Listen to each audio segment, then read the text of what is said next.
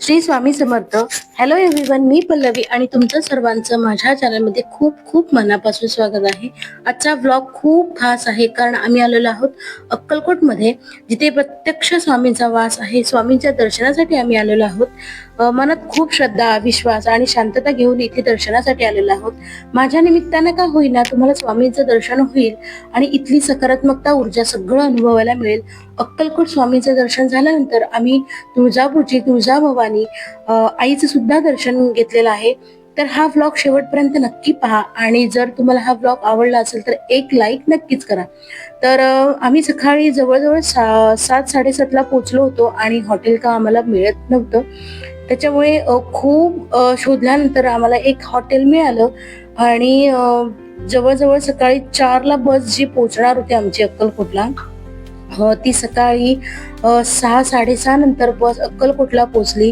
आणि त्या दिवशी आम्हाला काही काकड आरती मिळाली नाही. सगळे आम्ही छान फ्रेश झालो कारण रूम तर लेट मिळाला होता आणि त्यामुळे उशीरही खूप झाला होता. मग म्हटलं दुसऱ्या दिवशी स्वामींच्या काकड आरतीला जाऊया.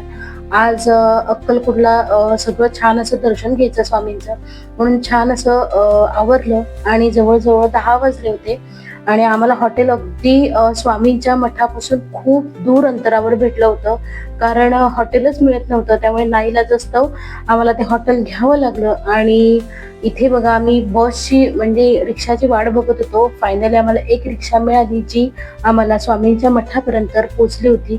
तर याच्या पुढे सगळं व्हिडिओ पूर्ण पहा. नंतर घ्यायचं. हो घेऊया घेऊया.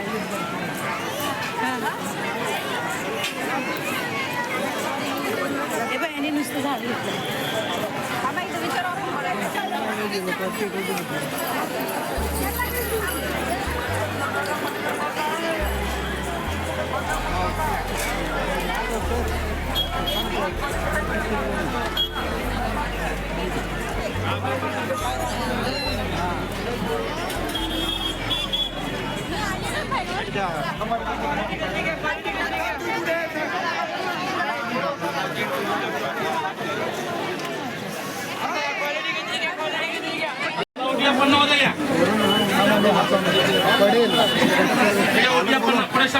हा दे.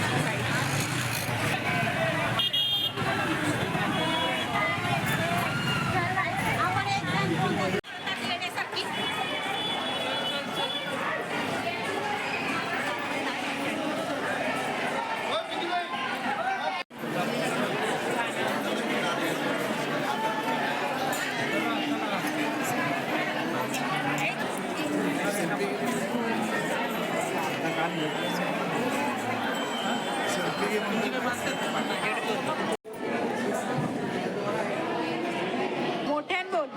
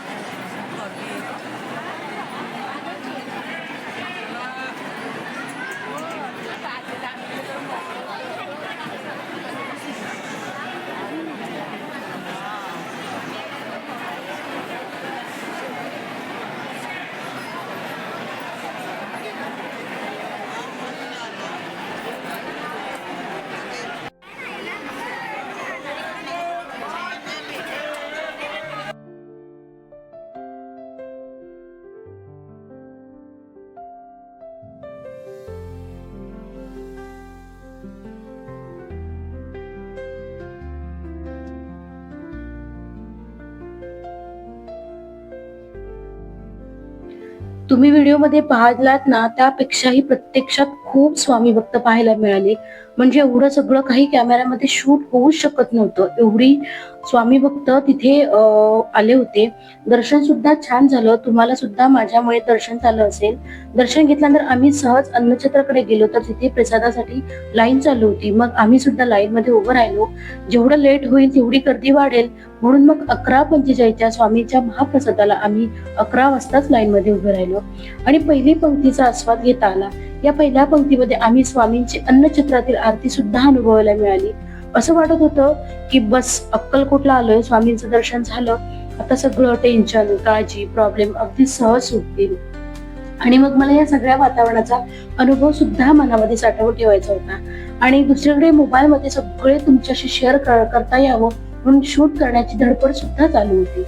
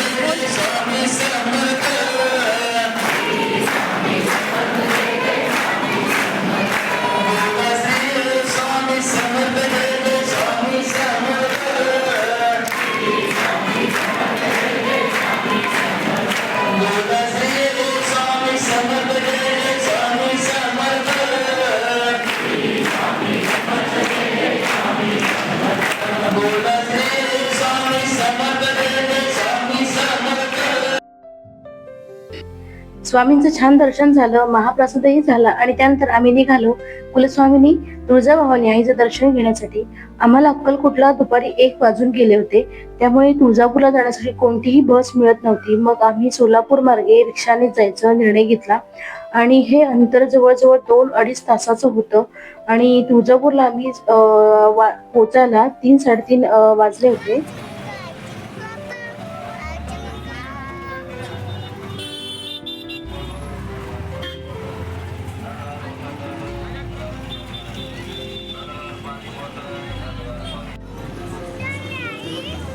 बाप्पाकडे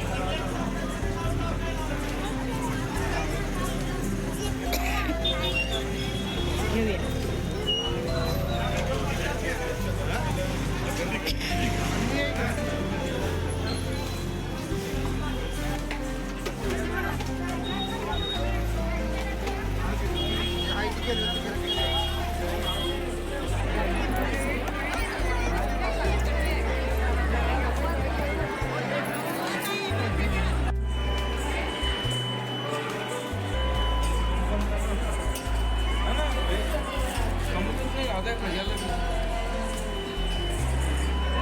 हेलो हेलो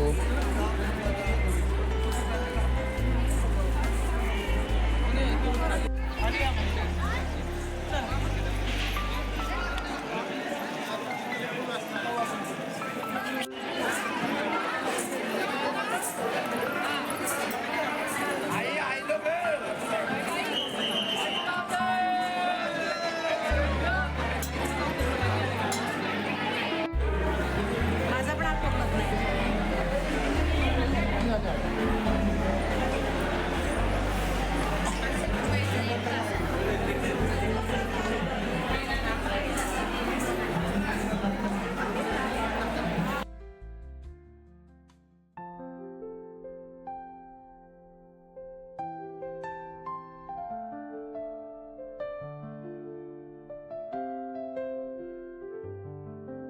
पाहिलं केवढी गर्दी होती. सलग सुट्ट्या आल्यामुळे प्रचंड गर्दी होती. तुळजाभवानी आईचं दर्शन घेण्यासाठी लाईन मध्ये 6-7 तास लागत होते. म्हणजे ज्या लोकांनी दर्शन घेतलं ना, त्यांना आम्ही जेव्हा विचारलं तेव्हा त्यांनी सांगितलं की सकाळी 10 वाजता लाईन मध्ये उभे होते, तर त्यांना दर्शन संध्याकाळी 6 वाजता झालं होतं. त्याच्यामुळे आम्ही देवीचं मुखदर्शनच घेतलं. थोडं वाईटही वाटत होतं की देवीचं दर्शन नाही झालं. पण मग एका क्षणी असं वाटलं की या पावन जागी येणं, त्या मंदिराच्या भिंतींना स्पर्श करणं, यातच आई तुळजाभवानीचं दर्शन झाल्यासारखं आहे. मग आमच्या मॅडमना जातानाच ना खेळण्याची दुकानं दिसली होती. दर्शन झाल्यावर एका दुकानात गेलीच आणि छानसं खेळणं खरेदी केलं. एवढंच नाही बरं का, बरं मी कधी एकदा हॉटेलवर जाते आणि खेळणं ओपन करते असं तिला झालं होतं.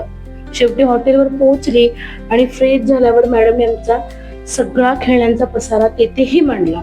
चला तर मग तुम्हाला हा आजचा अक्कलकोट तुळजापूर दर्शनाचा व्हिडिओ कसा वाटला मला नक्की कमेंट करून सांगा. आणि हो, उद्याचा ब्लॉग बघायला अजिबात विसरू नका, कारण उद्या स्वामींची काकड आरती आणि स्वामींच्या समाधीचं दर्शन अनुभवायला मिळणार आहे. तर नक्की व्हिडिओ पहा. श्री स्वामी समर्थ.